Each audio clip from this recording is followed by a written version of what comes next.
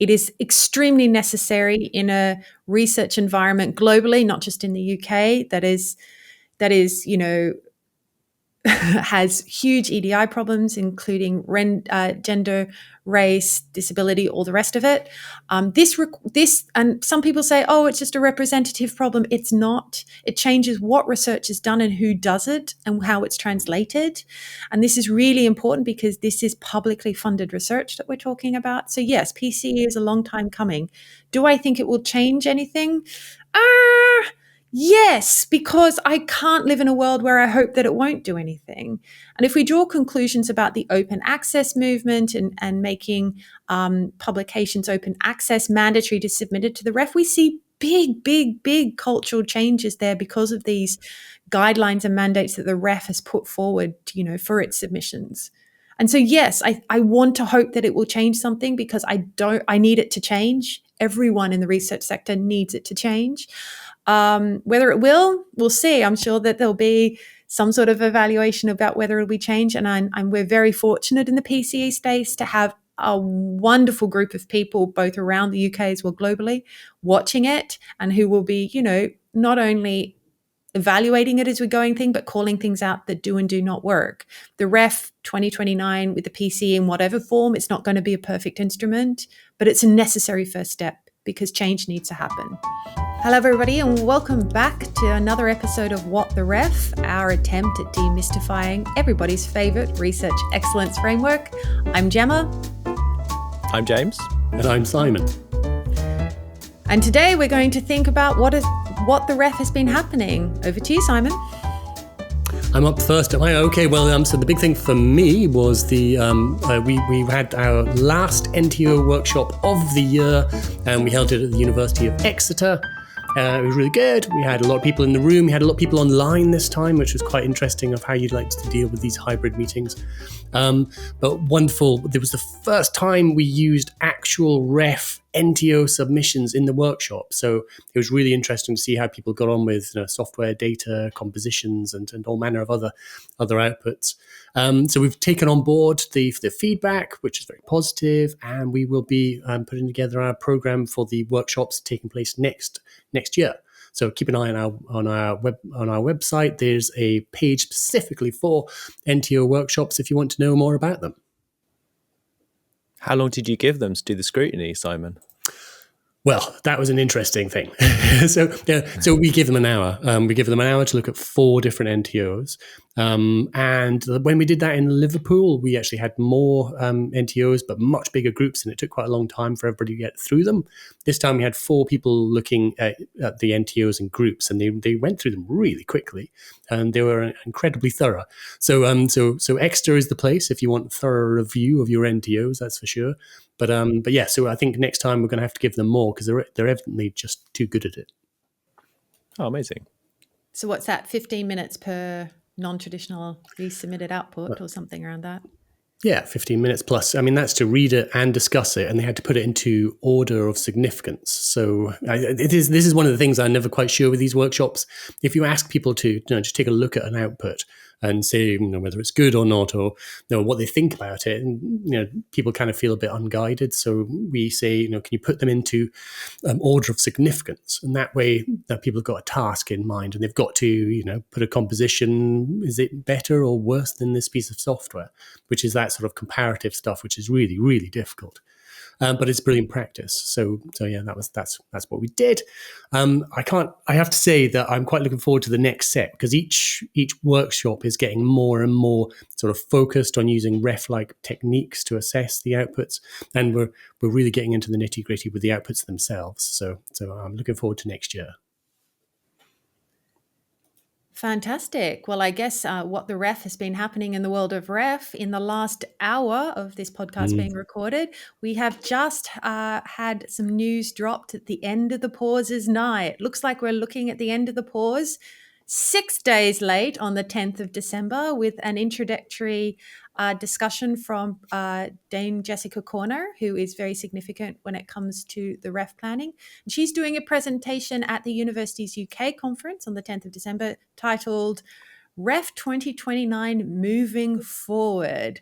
And that's followed by partner presentations in the afternoon of the 10th of December, from including our very favorite Rebecca Fairburn, who's head of the REF, and she will be doing a discussion about next steps for REF 2029. Guys, it sounds like REF is going ahead. This is very exciting for us and perhaps a bit disappointing for others, but we're focusing on the good things here because that means that we'll be here to talk to you about all wonderful things about the REF and demystifying the rules and procedures as we go ahead. And we're just really happy to have you. Well, I guess at least the pause didn't end up lasting right through Christmas, right? Because that would have been a bit miserable and sad for everyone. I mean, I guess it's good.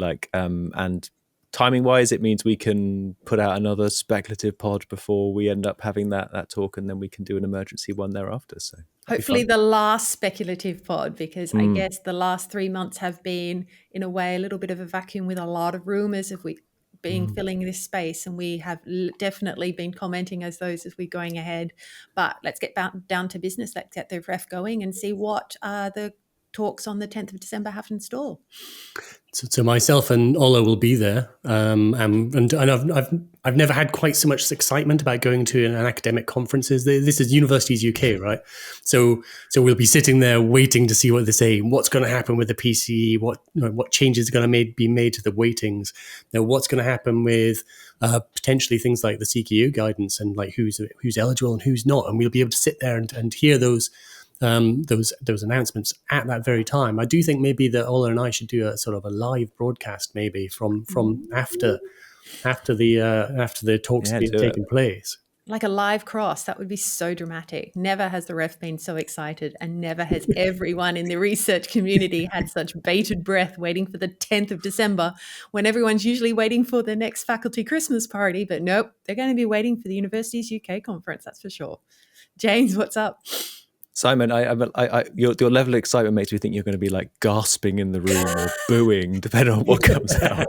That'd be brilliant. You should be that excited, to be perfectly honest. But I share your anticipation.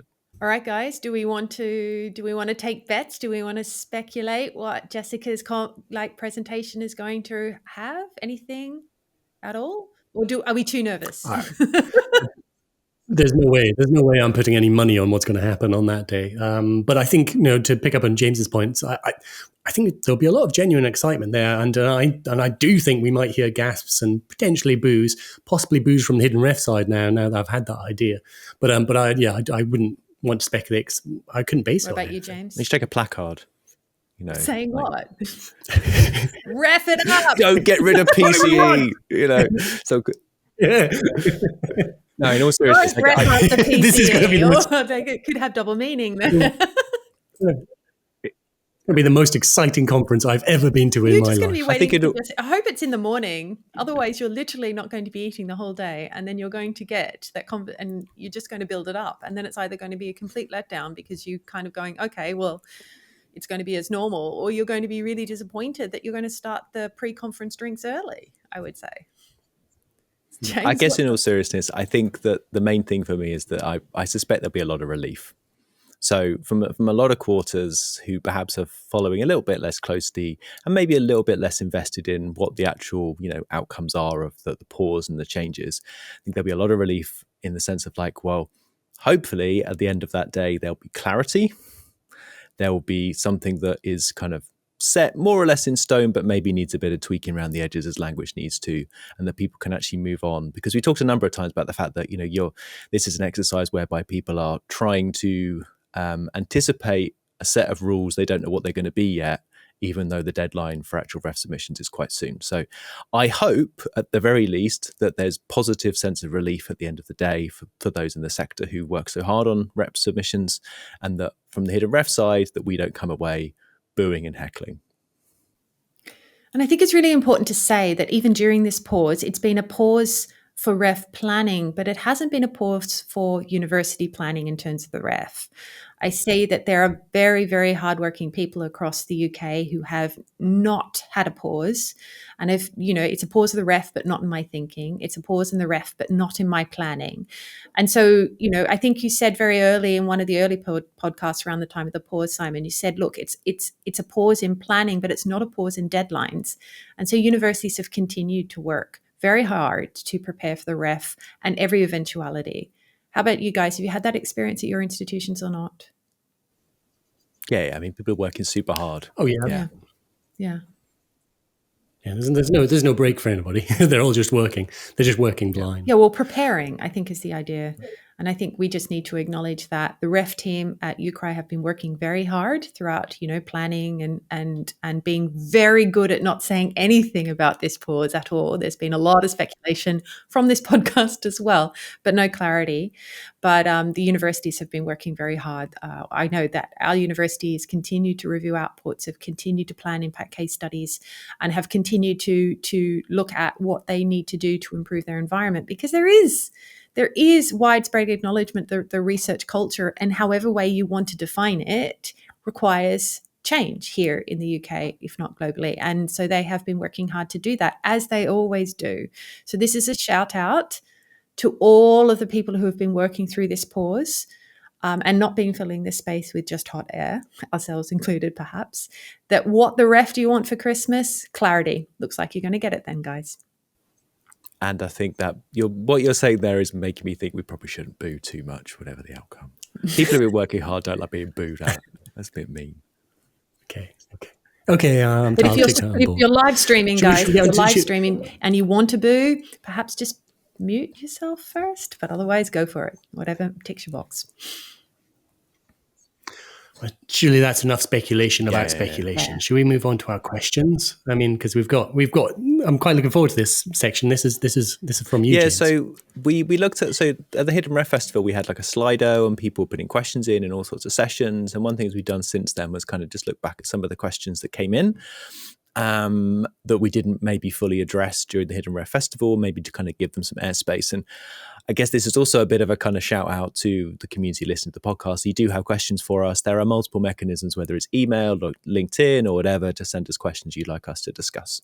So we thought we'd make a start with some questions rounded from the festival. So I'll start by reading out the first one. That does not mean you two have to be the only people who answer, but let's see.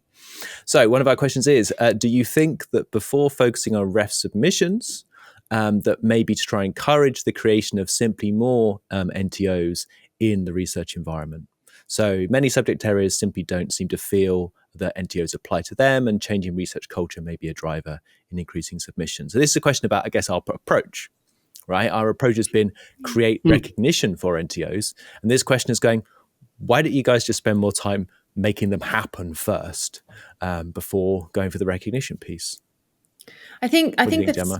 the most important thing there is the idea that NTOs are not suitable for all types of research dissemination. There are some disciplines where a traditional output is perfectly legitimate to submit and disseminate your research findings. All power to you. I think what we've been doing in Hidden Ref is we don't want to increase NTOs if it's an inappropriate way of communicating the research. What we do want to do is make sure that those NTOs, where it is the appropriate way of communicating a research, are recognized in formal evaluation. Here we're looking at main panel D, performances, exhibitions, arts, creative outputs, where, disseminating a piece of, fine art research through an exhibition is more appropriate than putting it in an article.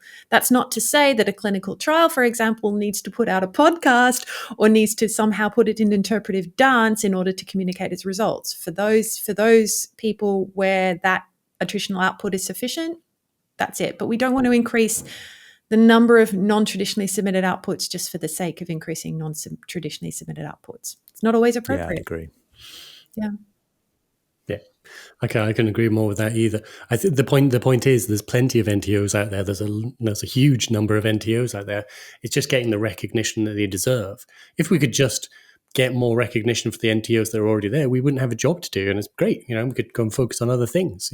Whether it be your cooking skills or whatever that may be. You could just put your feet up for a while. But unfortunately, the way that things are at the moment, NTOs are vital to research but unrecognized, and that's why we're fighting this fight currently.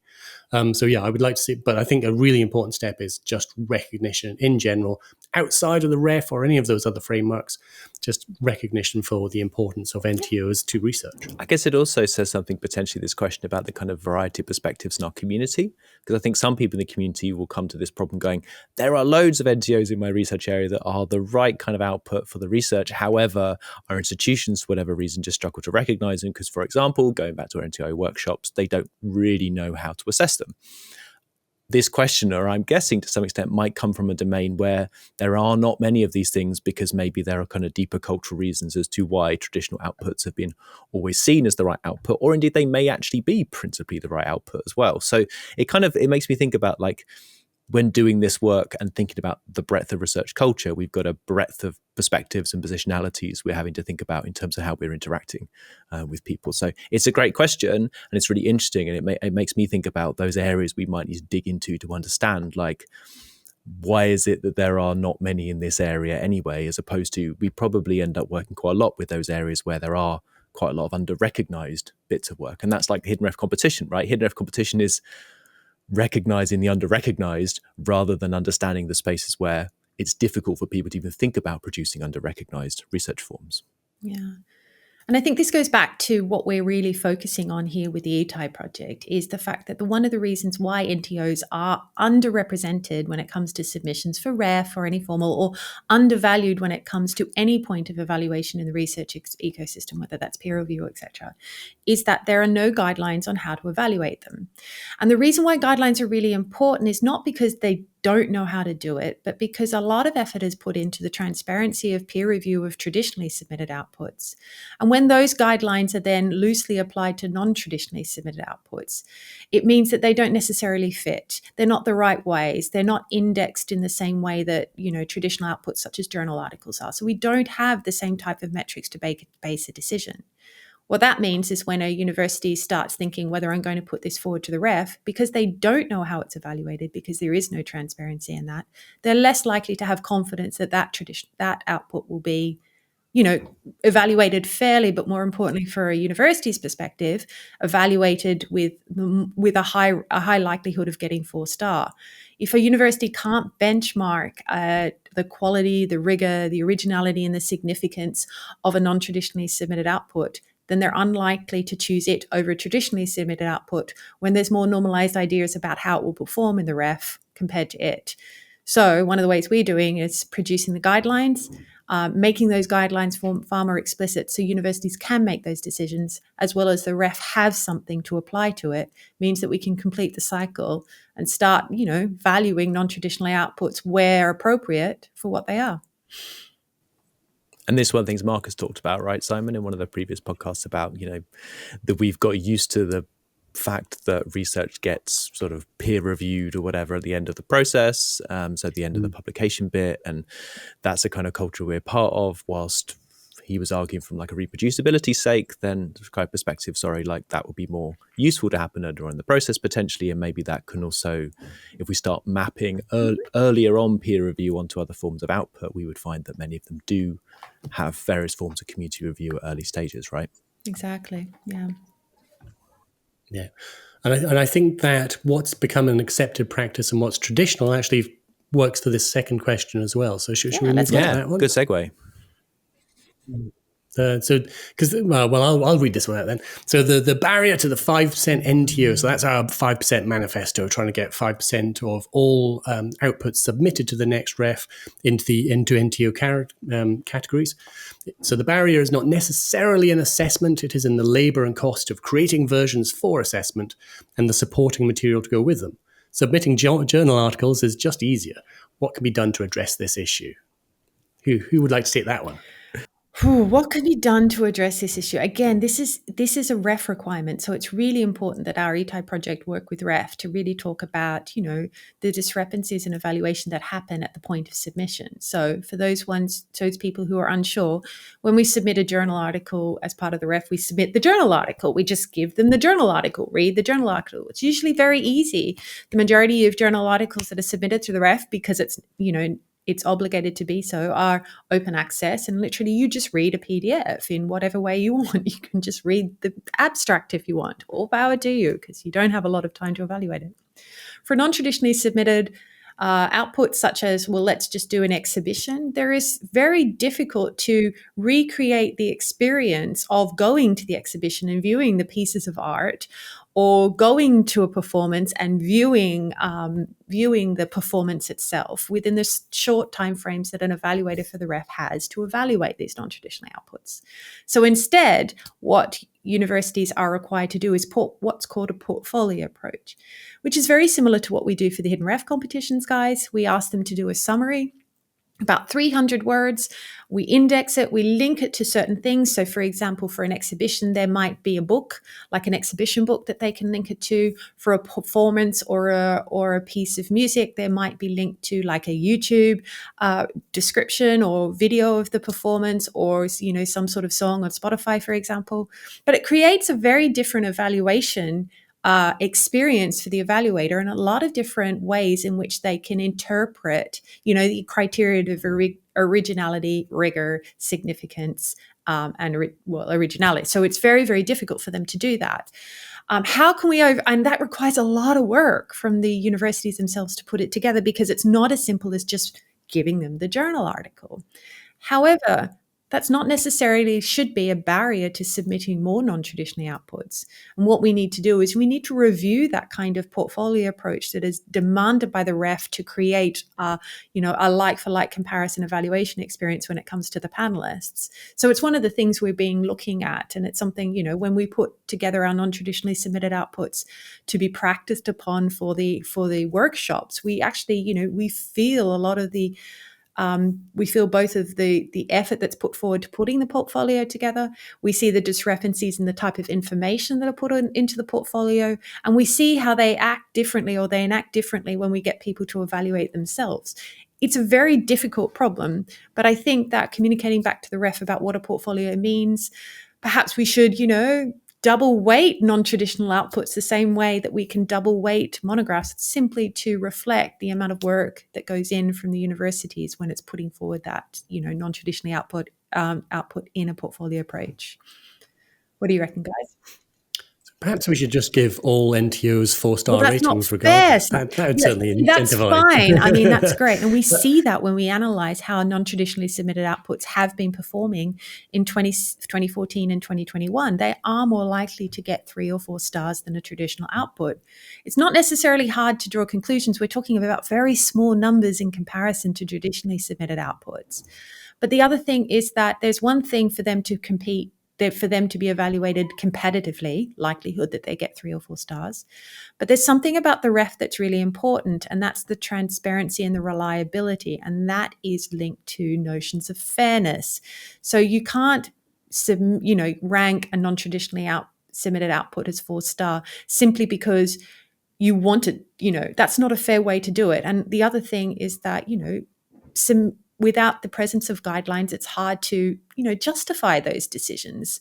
So there's more competitive, let's just give all non-traditionally submitted outputs 4 stars, but then there's fairness, and the ref needs to be a fair and transparent process. That's what we're trying to do with developing the guidelines, so that we can make it a fair and transparent process for all outputs, whether they're traditional or non-traditional. So my thoughts on this subject are that, sure, it's there are practical issues to overcome with some NTO types. Like exhibitions, perfect example. Also, after journal publications of books and parts of books, the exhibitions are the most popular category of outputs submitted to the ref. So yeah, we do have practical problems to get over. But we shouldn't just treat all NTOs as, there's journal publications, normal outputs, NTOs, all not normal. There are lots of NTO types that are relatively straightforward to submit. Data and software being 2 perfect examples of that. They're really not particularly difficult to submit. It's just that we have this tradition of not submitting them. So one of the big issues about having problems with submitting NTOs is that we understand journal outputs in academia. We understand them very well. It's the NTO types we're not entirely sure of how to submit them, because it's just not traditional. So the more we work on submitting them, the more traditional they become. And I predict the easier it will be to submit them to future refs? Guys, I hate to be that guy, but I actually think there's quite a simple answer here, Ooh, give it personally, to which us. is that we've outsourced a lot of it, right? So the question is like, the labor and the cost of creating the versions for assessment. Well, the labor, the cost of creating the version of assessment for an article or book are held with a publisher. They're held with an architecture of publishing that we have outsourced a lot of that labor and time to in exchange for them making profits in most cases. Now, open access movement means there maybe is a different set of infrastructures that we're going to hand those things over to, which are more scholar-led, which would be a much better future. But to some extent, there is a lot of work that happens to get to an article point that can be submitted to the ref. It's just not done by universities. And the expectation with NTOs in most cases is that it's done by the researchers or done by the universities. So portfolios happen in that way. Exhibitions is a bit different because some of that work might be done by a partner who you're working with. But if you look through lots of those NTO categories, who is the person packaging that up to make it submittable? It's the university or the researcher. In the case of an article or book, who is the person packaging that up to make it submittable? It's a publisher.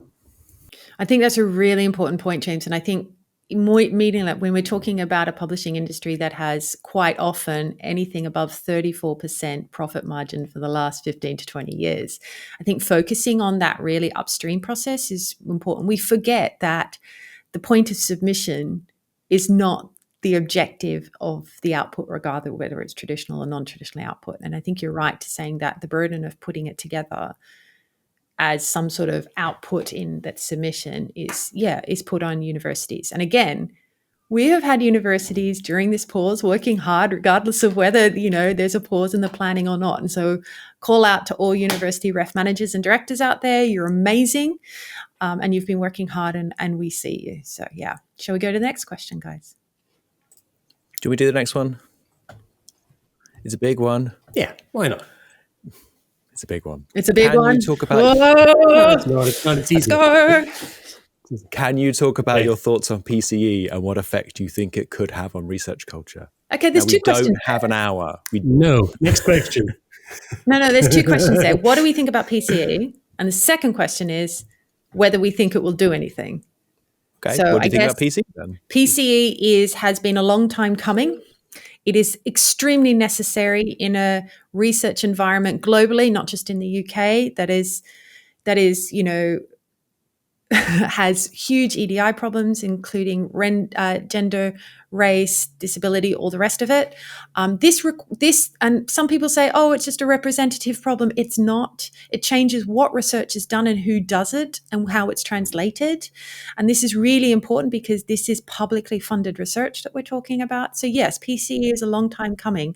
Do I think it will change anything? Yes, because I can't live in a world where I hope that it won't do anything. And if we draw conclusions about the open access movement and making publications open access mandatory to submit it to the ref, we see big cultural changes there because of these guidelines and mandates that the ref has put forward, for its submissions. And so, yes, I want to hope that it will change something because I need it to change. Everyone in the research sector needs it to change. Whether it will, we'll see. I'm sure that there'll be some sort of evaluation about whether it'll be changed. And we're very fortunate in the PCE space to have a wonderful group of people, both around the UK as well globally, watching it and who will be, not only evaluating it as we're going thing, but calling things out that do and do not work. The ref 2029 with the PCE in whatever form, it's not going to be a perfect instrument, but it's a necessary first step because change needs to happen. Simon, what about you? So first of all, I share your sort of optimism, right? I think that it has this ability to make a change. But the way that I think that has become apparent to me is that, we see people coming to the hidden ref and asking questions about, and I know this is not PCE, it's about NTOs, but they're asking questions about NTOs, and not because they've drunk the Kool-Aid and they understand that NTOs are important, because they've realized that they're probably going to be important in this ref and they'll need to know about them. So even if, I think there's two camps here. It's actually a spectrum, but two edges of this camp, one of which is we don't care about the PCE, but we're going to have to do something about it because it's important. And then there's the other ones who are like, PCE is one of the things that could really drive the changes that are necessary within that, could really drive research forward. So you kind of get both sides of the argument when they're coming along, because people have to take it seriously to a certain extent. Certainly, they take it a lot more seriously than if it wasn't in the ref. So I think that's the point. why I pin things on that. I think that's the point. And before I go to James for his response, I want to say, yes, it's a pity that in order to stimulate change in a research environment and a research culture that is so obviously broken, both from what James said about publishing industry quite earlier and everything through to EDI, everything into career progression, where the university is too dependent on, precarious contracts. It's a pity that we need the ref to make that change, because without the ref, that change would not happen. So the ref is the only hope that we have to make that change here, and then hopefully globally too. But it's a pity that we have to rely on a blunt instrument to force people into making the change that is so obviously needed. James, rescue us here, please. Well, I guess one thing I was going to say about the thing I find about the change piece, right, and what change can be affected, is if I reflect on sort of being in and around conversations about research culture here at Southampton and thinking about how people are talking about PCE and what's going on in the wider community, I think the thing I find really interesting is that I'm always wary of metrics and the extent to which metrics drive people performing for the metrics as opposed to doing the things they should be doing. But it is interesting that people are talking about, well, how do we measure this? And I know that can go down the line of, well, we can't, so we shouldn't, so let's get rid of it. But I think the conversation about evidencing is quite important, because as soon as people are required to start thinking about evidencing something, then they create mechanisms by which they can collect evidence. And that evidence collection can be irrespective of something like a research assessment. It can just be because they feel it's now a good thing to actually go, well, we say all these things that we do, but how can we actually prove it to our community? So I think there's something nice about at least seeing that step change in conversations about evidence in the same way there was for impact. It's now quite normalized to think about, well, even if we're not doing an impact case study, to be thinking about how we evidence not just, oh, I did a talk and loads of people saw it, but just evidencing impact in some way, right? And I think there's a similar thing going on with kind of quality of research culture, where people are trying to think about how they collect it, which is good, right? Yeah, Gemma's but gonna say no. there's this thing about evidencing it, which is great, and I get that point. That's a practical consideration. There's a moral consideration the ref does, which I think that, independent of whether you can measure it or not, to get universities to orientate and prioritize the working environment and culture of their, for their workers is extremely important. We need the ref to do that. So there's will it change anything? Yes. Will it change how it's measured and assessed and how we can do that in ref only? Maybe not, but at least we'll get universities thinking and orientating themselves around this question, which I think is really important. So I was thinking, so James earlier on today reminded me of something I said to him a while back, where I was having a bit of a low moment thinking about the pace of change in research culture. And I said, basically, sometimes I worry that we're just having to wait for the older generation with their outdated thoughts to die out so that the newer ones can come in, right? And that's so dark. It's very, very dark, I understand. I was just kind of I can't believe how slow these things change. But your point on impact, James, is perfect. I remember when the impact sort of idea first came in, and I was in a EPSRC digital economies sort of talk, and the person was from EPSAC was talking about impact, and one person in the audience got so agitated about it, he was literally turning red, and he was just, you can't, he's getting angry about it, and I was kind of, I don't understand how you can get so animated about something that seems to be a fairly humdrum change. But now we're not miles in, we're not entirely accepting of impact, but it seems to be part of the furniture now. So I think things that are coming in with PCE can get in exactly the same situation. But that's exactly the point. No one argues that impact doesn't have a role in research. And there's always arguments about how to measure it. Again, we need to focus on, no one argues that research culture, research environment needs to change. They just they get fixated on how to measure it. You know what? Either way, if we end up being still fixated on how to measure it, but we orientate ourselves to make a change, I'll take that as a win. And at the risk of any of our audience thinking we are massively ageist, I just would like to point out there are plenty of wonderful senior progressive people in many institutions who want PCE to happen. So It's thank not you for your chronological efforts age. and not. It's not chronological age. It's been around in academia for so long that you're not accepting that anything can change.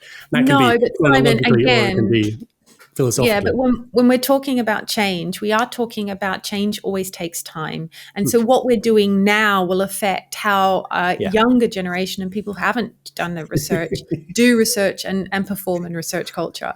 I think, that forward thinking approach is what we're doing. Here at the Hidden Ref, our objective with ETI is to make ourselves obsolete. And I guess with research culture, you're making plans that in 20 years' time, it's not a question anymore. It's not a problem anymore. That's what we should be working towards. But that means that we need to make difficult choices now in order for the hope of a better future, not just because we're going to perform within 12 months, 2 years before we actually have to submit a ref submission for 2029. Yeah, amen to that.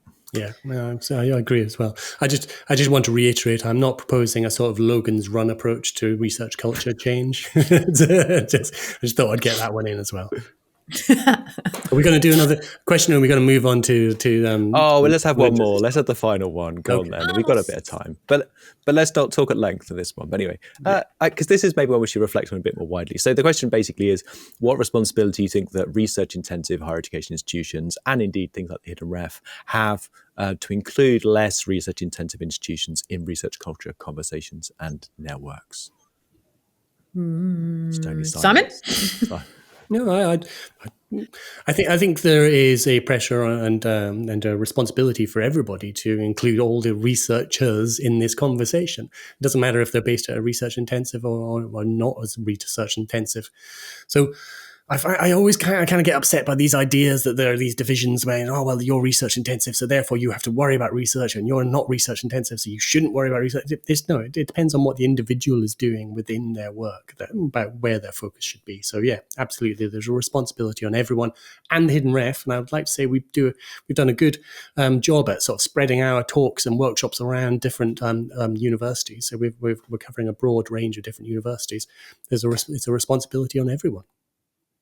My read on this is basically that people tend to want to be nice and work together, but actually the mood music coming down from government is really important here. So the white paper is one of the subtle things about the higher education, the post skills white paper thingy. I never remember the title of the thing. But anyway, one of the subtle things about it basically is if you read it from the view that universities are supposed to be independent, then you go, and if you read it from the perspective that we've had the Office of Students for a few years doing what it's doing, and you then say universities are independent, you go, And so there's something going on at the moment where I think there is a mood music shift from full-on universities are independent to do their own thing and to kind of be competitive within a constrained market, to something kind of a bit different to that, where universities in essence are being asked to cooperate a little bit more, despite the fact that legally and officially they are independent. I think that's important because I think all of us want to collaborate and work together, but the mood music can set us apart. And I think we have to recognize that ultimately. I get that. And the other thing that I oppose in the question is what Simon was saying about this distinction between the research-intensive universities and non-research-intensive universities. I mean, I find that really helpful and very, very characteristic of the UK, as the only non-UK person here in this podcast, is the fact that there's this golden triangle, and there's the Oxbridge kind of universities and the Russell Group universities, and then there's the rest. And I really oppose that kind of distinction. I think that when it comes to research culture, researchers are researchers regardless of the institution they're in. If you judge a researcher by their institution alone and say, well, they have more responsibility to them, that creates a two-tiered process, which I just don't think is helpful, because all researchers are creating in the same objective, and their research environment might create an environment to think. But especially now when we're doing a podcast with us in 3 different locations over the internet, those barriers are less important now than they ever were before. So I don't like this idea that somehow the research intensive universities have a responsibility to the non-research intensive universities. No way. All researchers have responsibility for other researchers, regardless of what institution they're in. And if we want to change research culture, we have to do away this kind of idea, or you're a researcher from Harvard University, so I bow down in front of you. I just don't think that's a helpful narrative. And I think that this kind of narrative is one of the problems in research culture. So framing that question is perhaps problematic in itself. We all need to help each other. We don't have more obligation. We have the same obligation to help each other. Some universities might have more resources itself, but research culture, as defined by the Royal Society and UCRI, is about the interactions between individuals and the choices between individuals, which means each individual, regardless of the institution, has a responsibility and an obligation to help each other. Sorry, but I was the one with the optimistic, positive idea. But when it comes down to it, we have little badges that say it. The little black badges, if you don't know what they are, come to a Hidden Ref Festival and we'll show you one. But when it comes down to it, that is what it's about. James, yeah, help me. I think this is a moment to remind our listeners that if you send a question in, we will treat it fairly, and not all of them will get Gemma's ire. I think it's also worth I think it's also worth reflecting back on the conversation about speculation, because you could be, depending on some of the rumor mill, you could be the person booing based on that answer in December when the ref rules get announced, and if the two-tier rumor becomes a thing, either for this ref or the next, then you're not going to be happy, Gemma. Who's going to be cheering at the division between two tiers of research intensive and non-research intensive? Is it going to be the research intensive people? No. The non-research intensive? I don't think so. Well, no one in universities is, but there is a no certain one will. Yeah, but the individual, the researchers won't. I think that will create more problems in research culture, not solve them. But that's perhaps something for another podcast. But I have colleagues across the spectrum, across the world. They're all fantastic. And I value them on them, not because of what university they're associated with. I think it would be a horrible state of affairs if that's the future of research culture. But anyway, there we go. Seems we got back into speculation, so we move on to our final item then. Yes. Get away from that. Yeah. So our final item is a brief one, actually. So piece published in Wonky this week from Richard Trainey called "Ref Should Be About Technical Professionals Too," with the line kind of underneath it saying, that in this piece he rallies the sector to use Ref 2029 as the opportunity to promote and reward the expertise of technical staff. I think we all agree, and we should get him on the pod. Totally agree. Come on to the pod. Let's talk about the same things and riff off each other, because I think Hidden Ref has been totally agreeing with that for many years now. So come on, let's go. Simon? So Richard Trainey, UKITSS, obviously Kelly Vere being the director of that, long-term supporter, and one of the key people in us actually being called the Hidden Ref, because I was with her that I was discussing the actual name of what we were going to call this campaign. So I definitely think we should get them on, and we should talk about technical staff, not just the RSCs that are my favourite people to talk about, but all of the research technical professionals. And they should be definitely part of the ref too. And there's a huge amount of investment going on in various UKRI schemes and things at the moment in digital RTPs, which I think, recognises that people are recognising that these people do need proper career paths. Universities are starting to implement fully the technician commitment. And so people like Richard and the work. Technicians have been central to the foundation of the Hidden Ref. And so I think it's really great to see this stuff being published in venues like Wonky. And central to research as well, just generally, irrespective of ref or hidden ref. They're always important. Yeah. Let's get him on. And whilst we're staying on topical stuff, this morning, DCIT published its AI for Science strategy, item 13, all about research technical professional career paths and how universities need to get them into place if we're to make the most out of this wonderful tool that is AI or potential, end of the human civilization. But whichever way you want to look at it, RTP is going to be very important. So I think, we need to be talking about this more, and we need a proper role and career path for RTPs. And that means we have to be able to provide them with the recognition, through things like the ref and through promotions and all the other stuff that keeps a person engaged. Yeah, but no talk of AI. People talk about that and important. Okay. We want the people too much in the people, culture, and environment, not the bots. It's not BCE. Yeah, this podcast is about... this podcast is about the ref pause klaxon. It's not about the AI klaxon. Yeah. Hey, can I do a shout out to someone in Norway who is, I've heard, an avid listener of this podcast? And so this is a shout out to Dr. Silje Marie Telman at the University of Oslo in Norway. She told us that she loyally listens to this podcast, asked me on Wednesday when the next one was going to be because she was listening to it, and also said, we appear like we're having far too much fun with the ref, which she says is not what the ref is about, but it's nice to see. So shout out to Silje. Hello. I like to see you. And the only person. You thought the ref is fun. It's reffing fun. And they're not the only person recently who's like randomly walked up to one of us and gone, "When's your next episode?" So it's kind of quite amusing now. Yeah. Come up, tell us what you want. We'll give a shout out to you on the podcast too. We're so happy to have you on board. Well, if we're doing shout outs, I should do one myself. And it was one that was raised earlier. And it's actually to my mum who painted this picture. Hey! And she said you keep sitting in front of it on the podcast. Your head's in the way. Your head's in the way, Simon. I've moved my head out. Right out. Shout out to Simon's mum.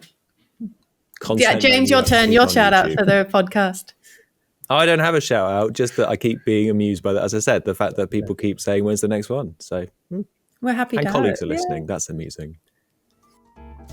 So thanks, Simon. Thanks, Gemma, for another episode of What the Ref. We'll be back soon with hopefully less speculation and more facts. If you want to follow on what we're doing with The Hidden Ref, please follow us on our LinkedIn channel. You can catch any episodes of the podcast, including back episodes, both on YouTube and on things like Acast or wherever you get your podcasts. And you can contact us on wtref@hidden-ref.org. Any questions, queries, shout outs, anything you want to send us. So yeah, join us all next time. See you later, guys. Bye. Bye.